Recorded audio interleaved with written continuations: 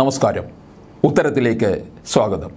ലോക്സഭാ തെരഞ്ഞെടുപ്പിൽ കോഴിക്കോട് മണ്ഡലത്തിലെ മത്സര ചിത്രം തെളിയുമ്പോൾ മുഖാമുഖം രണ്ട് എംപിമാരാണ്.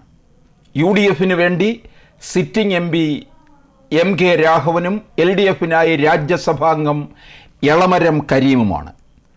പടയോട്ടങ്ങൾ കണ്ട സാമൂതിരിയുടെ തട്ടകത്ത് സീറ്റ് നിലനിർത്താനും തിരിച്ചു പിടിക്കാനുമുള്ള പോരാട്ടമാണ് UDF-ഉം LDF-ഉം നടത്താനൊരുങ്ങുന്നത്. ഒപ്പം ശക്തി തെളിയിക്കാൻ NDA-യുമുണ്ട്. സൽക്കാരപ്രിയരുടെ നാടാണ്.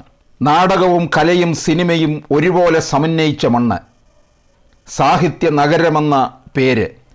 കോഴിക്കോട് ഇത്തവണ എന്തായാലും പോരിന് വാശിയേറും. കോഴിക്കോട് ജില്ലയിലെ ബാലുശ്ശേരി, എലത്തൂർ, കോഴിക്കോട് സൗത്ത്, കോഴിക്കോട് നോർത്ത്, ബേപ്പൂർ, കുന്ദമംഗലം, കൊടുവള്ളി നിയമസഭാ മണ്ഡലങ്ങൾ ഉൾക്കൊള്ളുന്നതാണ് കോഴിക്കോട് ലോക്സഭാ മണ്ഡലം. 2009 മുമ്പ് തിരുവമ്പാടിയും കൽപ്പറ്റയും കോഴിക്കോട് മണ്ഡലത്തിൻ്റെ ഭാഗമായിരുന്നു. എന്നുവെച്ചാൽ കോൺഗ്രസിൻ്റെ കരുത്തുറ്റ മണ്ഡലം. 2009 ലോക്സഭാ തെരഞ്ഞെടുപ്പ് കാലത്ത് നടന്ന മണ്ഡല പുനർനിർണയത്തിലൂടെ തിരുവമ്പാടിയും കൽപ്പറ്റയും കോഴിക്കോട്ട് നിന്ന് വിട്ടുപോയി. CPM കുത്തകയായ ബേപ്പൂർ കൂട്ടിച്ചേർക്കപ്പെടുകയും ചെയ്തു. അതോടെ കോൺഗ്രസ് ആധിപത്യ മണ്ഡലം ഇടത്തേക്ക് ചരിഞ്ഞു. കൊടുവള്ളി നിയമസഭാ മണ്ഡലം ഒഴിച്ചാൽ 6ഉം ഇടതുപക്ഷത്ത്.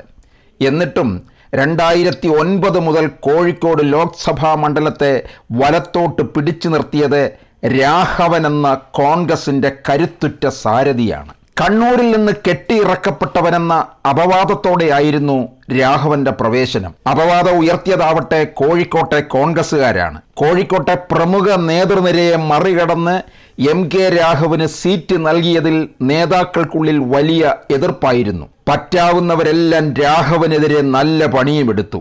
അതല്ലേ കോൺഗ്രസ്സുകാരുടെ പരമ്പരാഗതമായിട്ടുള്ള ശീലം. എന്നിട്ടും പ്രതികൂല സാഹചര്യങ്ങളെയെല്ലാം മറികടന്ന് MK രാഘവൻ കോഴിക്കോട്ടുകാരനായി 2009 പിറവിയെടുത്തു.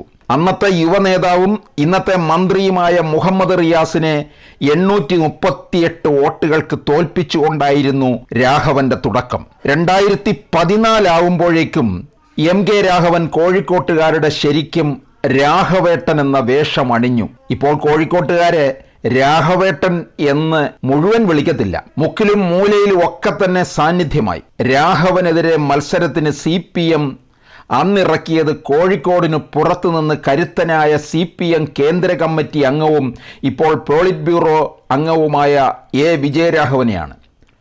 പക്ഷേ ഫലം വന്നപ്പോൾ 2009 838 ഭൂരിപക്ഷം രാഘവൻ 16,883 ഉയർത്തി.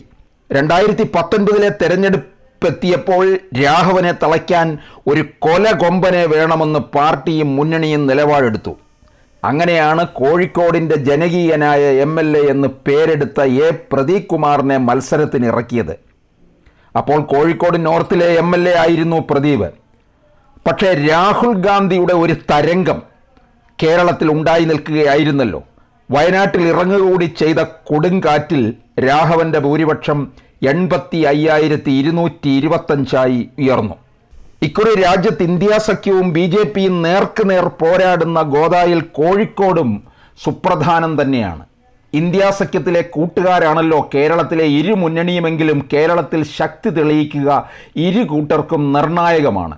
2009, 2014, 2019 വർഷങ്ങളിലെ വിജയത്തിലൂടെ കോഴിക്കോട് മണ്ഡലത്തിലെ ഏക ഹാട്രിക് കുറിച്ചയാളാണ് രാഘവൻ. ഓരോ തെരഞ്ഞെടുപ്പിലും ഭൂരിപക്ഷം വർദ്ധിപ്പിച്ച മാജിക്ക്, സമാനതകളില്ലാത്ത ജനപിന്തുണ, ആർക്കും എപ്പോൾ വേണമെങ്കിലും സമീപിക്കാവുന്ന സാന്നിധ്യം, രാഷ്ട്രീയ നിറം നോക്കാതെയുള്ള ഇടപെടൽ, കൈവയ്ക്കുന്ന വിഷയങ്ങളെ മടികൂടാതെ പിന്തുടരുന്ന സ്വഭാവം, ഇതാണ് രാഘവൻ. കോൺഗ്രസിലെ ഈ ജനകീയ മുഖത്തിന് മറുപടി ആര് എന്ന ചോദ്യത്തിനുള്ള ഉത്തരമായിട്ടാണ് CPM എളമരം കരീമിനെ ചൂണ്ടിക്കാട്ടുന്നത്. സ്ഥാനാർത്ഥി ചർച്ചയുടെ ഘട്ടത്തിൽ CPM പല പേരുകൾ പരിഗണിച്ചെങ്കിലും രാഘവനുള്ള മറുപടി ജനകീയത തന്നെയാണെന്ന് പാർട്ടി ജില്ലാ നേതൃത്വം ഉറച്ച നിലപാടെടുത്തു. ജില്ലയിൽ നിന്നുള്ള നിർദ്ദേശം സംസ്ഥാന നേതൃത്വം അംഗീകരിച്ചതിൻ്റെ പ്രധാന കാരണവും കരീമിൻ്റെ ബഹുജന അടിത്തറയാണ്. തൊഴിലാളി യൂണിയൻ നേതാവ്, MLA, മന്ത്രി, MP എന്നിങ്ങനെ പതിറ്റാണ്ടുകളായി പൊതുപ്രവർത്തനത്തിൻ്റെ വിവിധ മേഖലകളിൽ പ്രവർത്തിച്ച കരീമിന് വോട്ടർമാരുമായി അടുത്ത ബന്ധമുണ്ട്. ജൂലൈയിൽ രാജ്യസഭാ കാലാവധി പൂർത്തിയാക്കാനിരിക്കെയാണ് പുതിയ നിയോഗം. ഇരുചേരിയിലാണെങ്കിലും സ്ഥാനാർത്ഥികൾക്ക് സമാനതകളേറെയുണ്ട്. ഇരുവരും 70 വയസ്സ് പിന്നിട്ടവരാണ്. കോഴിക്കോട്ടേക്ക് വന്നു ചേർന്നവരുമാണ്. രാഘവൻ കണ്ണൂരിൽ നിന്നും കരീം മലപ്പുറത്ത് നിന്നും. ഇക്കുറി ആരെയായിരിക്കും കോഴിക്കോട്ടുകാർ വരിക്കാൻ പോകുന്നത് എന്നുള്ളത് നമുക്ക് കാത്തിരുന്ന് കാണാം.